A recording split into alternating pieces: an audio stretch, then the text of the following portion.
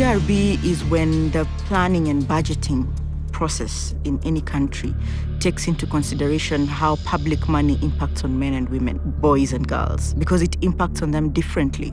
Men and women have different needs, and therefore when one is preparing a budget, starting from planning, drafting the budget, implementing, and evaluation, one needs to be sensitive to those different needs. It's not just for women, because GRB is classified into different categories. For instance, in Kenya, when you ask them if they're doing GRB, they will tell you that they're doing it because they're women funds, they're youth funds. But this is just one category where you have women-specific targeted programs. There's a lot of inequality, and women and girls are disadvantaged. And therefore, gender-responsive budgeting emphasizes the issue of tackling inequality through careful allocation of resources. Thanks to UN Women, we recently finished a scoping analysis on gender-responsive budgeting together with the Control of Budget and National Treasury. In countries that have succeeded to reduce poverty, they were able to do that because of the political drive and will from the topmost offices, the presidency, the prime minister's offices, and national treasuries.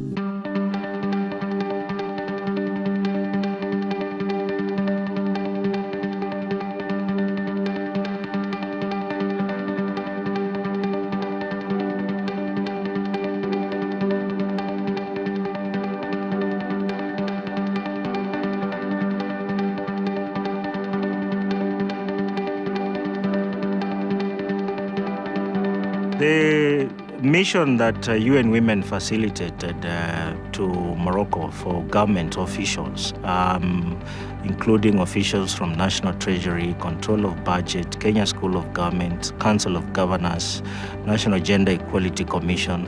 One of the key lessons that came out of that as a best case study was actually ensuring that gender-responsive budgeting, one, is driven by National Treasury, guidelines that are very clear and simple, performance contracts of the key leaders of the sector ministries signing on what they are going to deliver, and the president of that country actually holding them accountable on what they are delivering.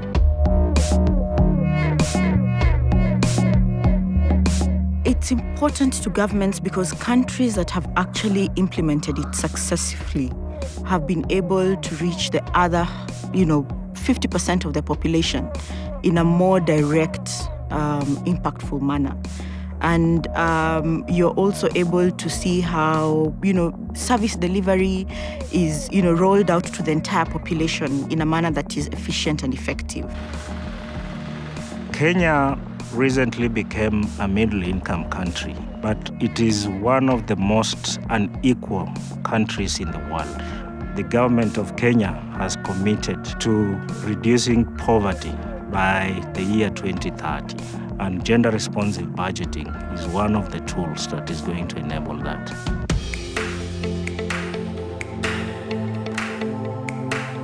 It does sound too good to be true, especially when we're talking about it on a theoretical basis. The challenge then comes, how do we make this practical?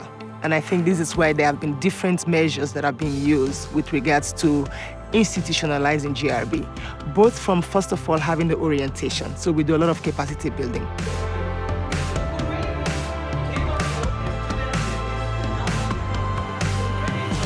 We're working with the Turkana County government, which is part of the UN Joint Program on Turkana.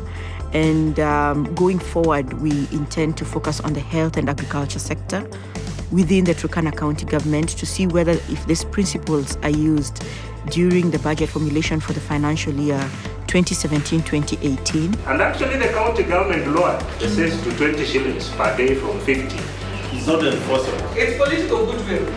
When we started the training on gender mainstreaming, which includes gender-responsive budgeting, the discussions were quite interesting. As we continued engaging them with evidence on why this is important for you to reduce poverty in Turkana County, by the time we were finishing that training, they had completely shifted their mentality. This for us has been something that has been missing, because coming from Turkana, women are not represented, or gender issues are not usually mainstreamed in our budgets. It's a good opportunity for us to be able, as policymakers, to bring issues of women, people with disability, people who are not really represented, to be part of our economy. And of course, once it works in Turkana, then this can always be replicated elsewhere in the country.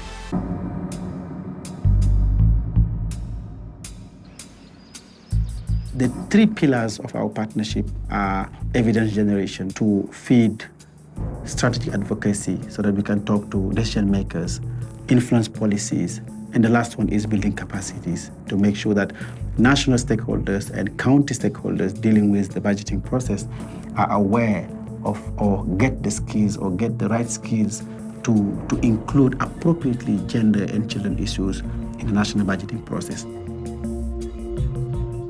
Implementation of GRB does not only focus on one institution. We have several institutions, and here it actually calls for us to look at the public financial management system as a whole, where you have the National Treasury, you have the Office of the Controller of Budget, and different sectoral ministries who are involved.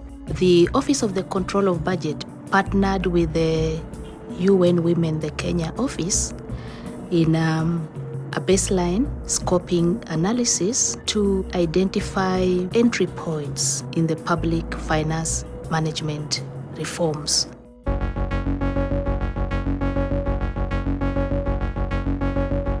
One is getting the whole country to understand what you mean by gender-responsive budgeting and providing practical examples in terms of why is it important to ensure that women and girls are part of the development process. The challenges are mainly in the area of technical expertise and also low levels of financing, GRB initiatives, and also lack of disaggregated data on gender.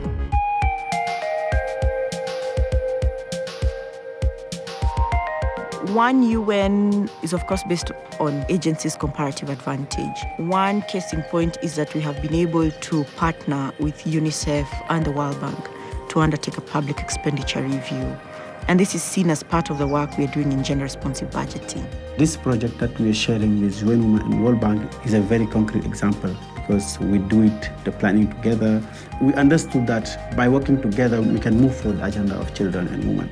The different agencies bring together different mandates. UN Women, for example, brings in their key focus on women. UNICEF brings in their key focus on children. The credibility of the UN speaking in one voice increases, and even resource mobilization going forward increases.